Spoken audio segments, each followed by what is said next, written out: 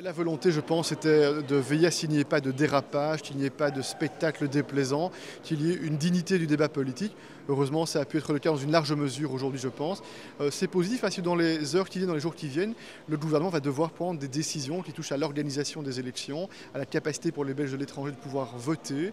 Et ensuite, on ira vers la campagne électorale. Je dirais que c'est qu'une nouvelle étape dans évidemment des élections qui sont maintenant profilées, qui vont avoir lieu et qui en même temps, je dirais, nous empêchent de faire en sorte de trouver une solution d'un point de vue institutionnel et surtout nous empêchent de travailler sur d'autres dossiers tout aussi importants, que ce soit la préparation de la présidence européenne ou un ajustement budgétaire pour trouver des solutions, que ce soit pour les pompiers, les policiers, en matière d'activation, en matière d'emploi.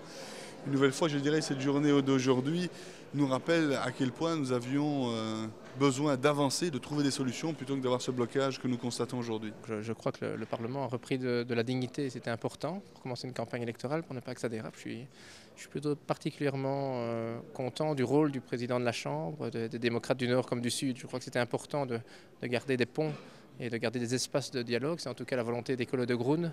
Et donc j'ai déjà annoncé que je ferai aussi campagne en Flandre pour bien prouver que c'est par les négociations que nous trouverons des solutions plutôt que le conflit d'une communauté contre une autre. Je pense que vraiment on avait décidé ensemble, de façon unitaire, ce qui est une bonne chose sur le plan francophone, de ne pas partir dans une escalade qui serait de toute façon une escalade qui n'aboutirait à rien, sauf à dresser une communauté qu'autre l'autre, c'est-à-dire en pratique à se retrouver dans une telle situation que même dans quelques semaines, on ne pourrait plus à ce moment-là retrouver un grand consensus fort pour notre pays, parce qu'évidemment aujourd'hui l'enjeu c'est celui-là, quel sera l'avenir de la Belgique et comment on va réussir ensemble à retrouver le chemin du dialogue et de la conciliation. C'est le jeu normal des institutions, c'est un mécanisme certes exceptionnel mais qui n'est pas extravagant, qui est un mécanisme nécessaire pour protéger la minorité francophone dans l'État belge.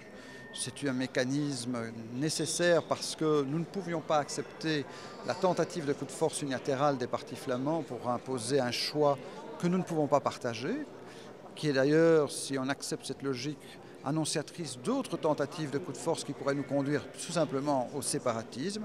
On ne l'a pas voulu et c'est fort bien. On a arrêté la cadence folle de ceux qui croient qu'ils peuvent toujours aller de l'avant dans leurs rêves indépendantistes.